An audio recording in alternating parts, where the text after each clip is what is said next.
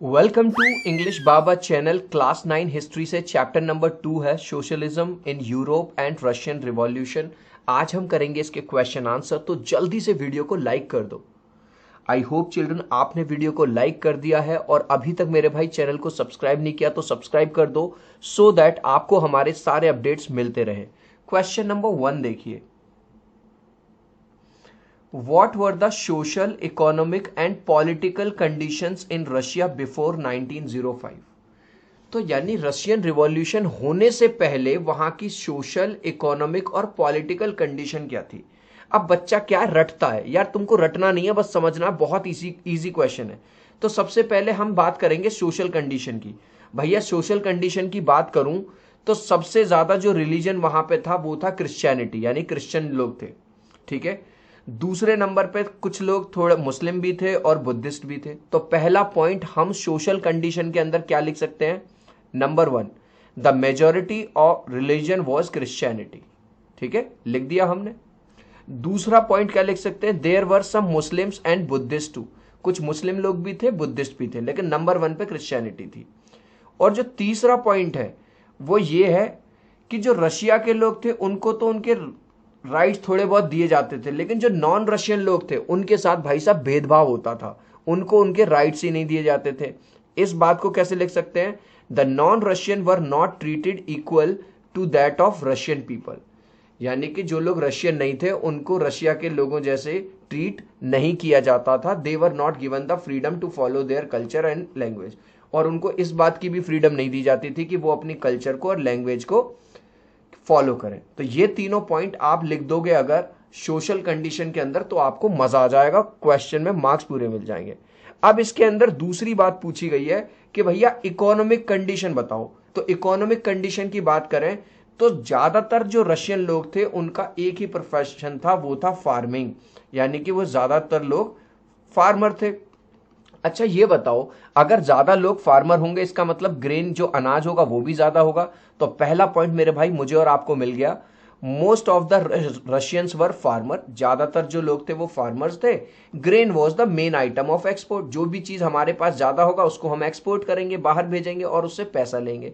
दूसरा देखो, अब ये बताओ पुराने टाइम में फैक्ट्रीज, इंडस्ट्रीज ज्यादा होंगी या कम होंगी? अरे सर जाहिर सी बात है, पुरानी बात है तो बहुत कम होंगी। तो दूसरा पॉइंट हमको मिल गया, जो इंडस्ट्रीज थी वो बहुत ही कम थी। Industries were few. ठीक है। तीसरा पॉइंट देखो,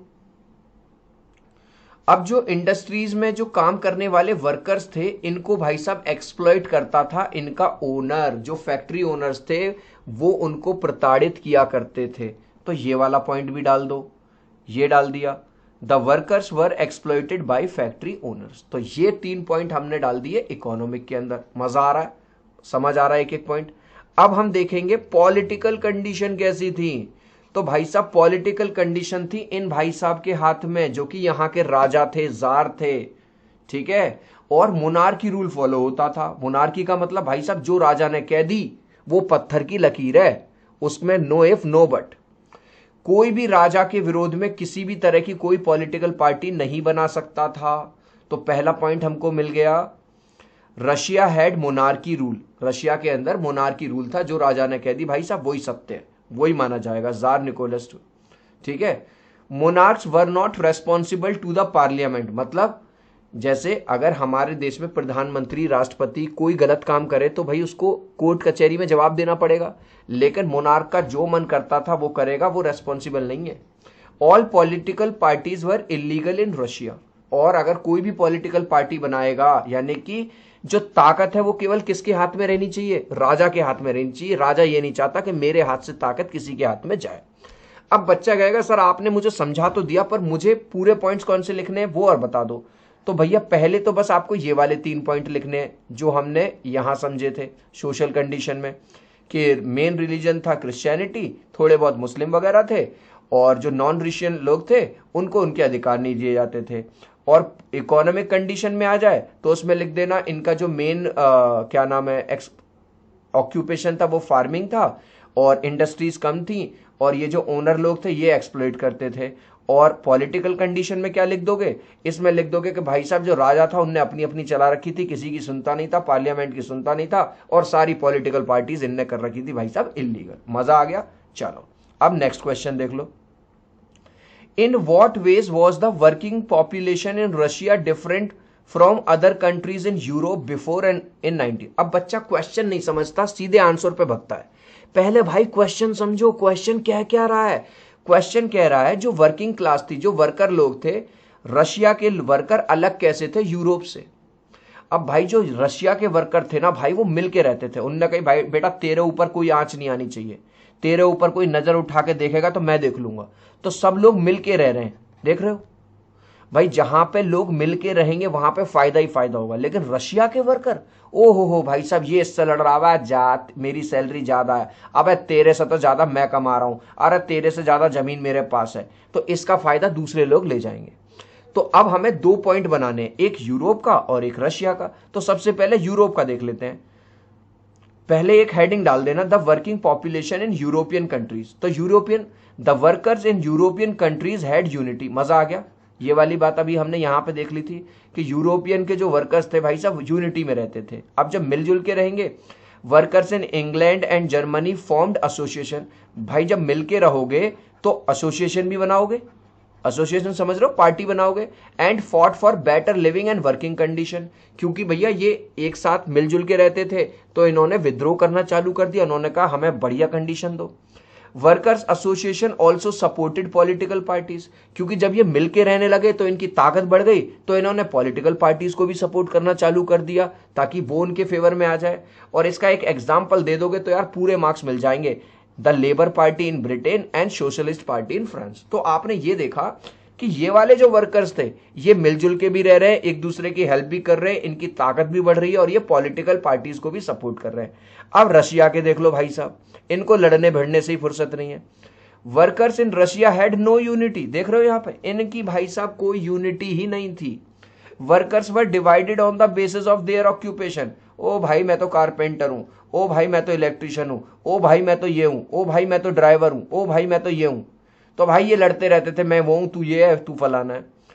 skilled workers considered themselves superior to unskilled worker. जो वर्कर पुराने हो जाते थे, जिनको थोड़ा काम आ जाता था, वो जो नए वर्कर्स आते थे उनसे अपने आप को सुपीरियर समझे थे। अब चल हट निकल ले यार, अब मुझसे बात मत कर, समझे। तो वो अपने आप को बड़ा समझते थे। The workers demands were suppressed by the government. अब भाई जब इनमें यूनिटी ही नहीं है तो गवर्नमेंट ने देखा चलो इनकी डिमांड क्या पूरी करें और उनको सप्रेस कर दिया। तो यहां पे हमको क्या शिक्षा मिलती है, मॉरल, कि जब तक हम यूनिटी में रहेंगे, हमारे हाथ में पावर रहेगी, गवर्नमेंट हमारी सुनेगी, सत्ता हमारी सुनेगी। लेकिन अगर हम लड़ेंगे तो हमको सप्रेस कर दिया जाएगा। क्लियर है। नेक्स्ट क्वेश्चन पे बढ़ रहा हूं। Why did the Tsarist autocracy collapse in 1917? अब क्वेश्चन को समझ लेना। जारिस्ट का मतलब होता है राजा, जार बोलते हैं राजा को। जो राजा है, राजा की जो सत्ता है आखिर खत्म क्यों हो गई 1917 में। इस बात को यार रटेंगे नहीं, पॉइंट में समझेंगे। भाई राजा जो था मूर्ख था, एक नंबर का फुलिश भाई, अपनी अपनी चलाता था, किसी की सुनता नहीं था। भाई आप बताओ क्या किसी राजा को अपनी अपनी चलानी चाहिए, जनता की भी सुनना चाहिए। तो पहला पॉइंट मेरे भाई मिल गया। पहला पॉइंट मेरा बच्चा क्या लिख के आएगा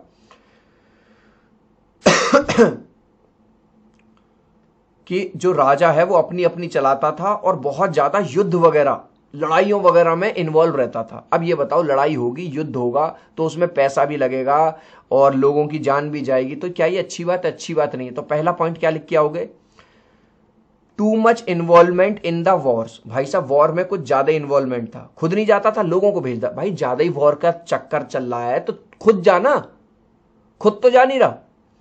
नेक्स्ट, अब जार की जो मैडम थी, ओए होए होए, इनकी जो पत्नी थी वो एनिमी कंट्री यानी कि जर्मनी को बिलोंग करती थी। अब यार मान के चलो हमारे बड़े नेता किसी हमारे एनिमी कंट्री की लड़की से शादी करके उसको यहां ले आए तो यहां की पब्लिक को अच्छा थोड़ी लगेगा। भाई जर्मनी से इनकी लड़ाई चल रही थी, जर्मनी से दुश्मनी थी, वहीं की लड़की से शादी कर ली। तो एक रीजन ये भी था कि जनता इनको पसंद नहीं करती थी। तो दूसरा पॉइंट हमको मिल गया, czar king wife belong to enemy country. भाई इनकी जो वाइफ थी वो एनिमी कंट्री से बिलोंग करती थी। तीसरा, अब क्योंकि इनकी पॉलिसीज जो थी वो खराब पॉलिसी थी। इनकी पॉलिसीज कैसी थी? खराब पॉलिसी थी, जिसकी वजह से क्या हुआ, खाने की कमी आ गई, ठीक है, फूड शॉर्टेज हो गई, काफी सारे लोगों को जान भी देनी पड़ी, भुखमरी आ गई। तो ये भी एक रीजन था कि इनकी सत्ता खत्म हो गई, फूड शॉर्टेज। चौथा देखो,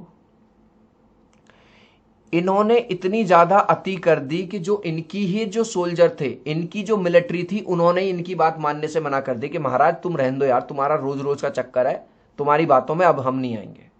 तो जो मिलिट्री थी, even Russian army stopped following jars order. जो रशियन आर्मी थी उन्होंने जार के ऑर्डर मानने से मना कर दिया।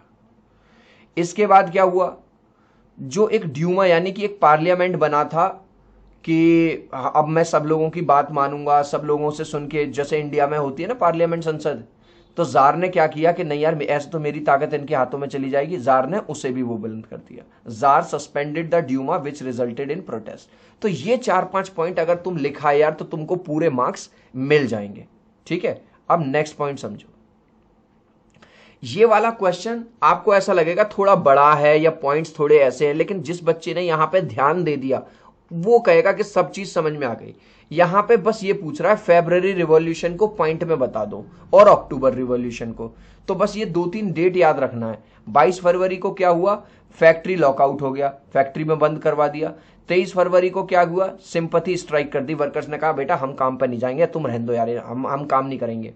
24 और 25 फरवरी को क्या हुआ, स्ट्राइकर्स स्टेज डेमोन्स्ट्रेशन, उन्होंने और ज्यादा जो हड़ताल है वो और ज्यादा बढ़ा दी। 25 तारीख को क्या हुआ, government suspend the Duma, government ने सस्पेंड कर दिया ड्यूमा को, ड्यूमा वही पार्लियामेंट। 27 तारीख को रेजिमेंट सपोर्ट द वर्कर, जो रेजिमेंट है, जो मिलिट्री है, राजा की मिलिट्री का सपोर्ट वर्कर को मिल गया। और भाई साहब 2 मार्च को तो राजा ने घुटने ही टेक दिया, उन्होंने कही एब्डिकेट्स का मतलब है लो हटो यार, अब मैं राजा हूं ही नहीं, तुम खुद संभालो, तुम समझ में आ गया।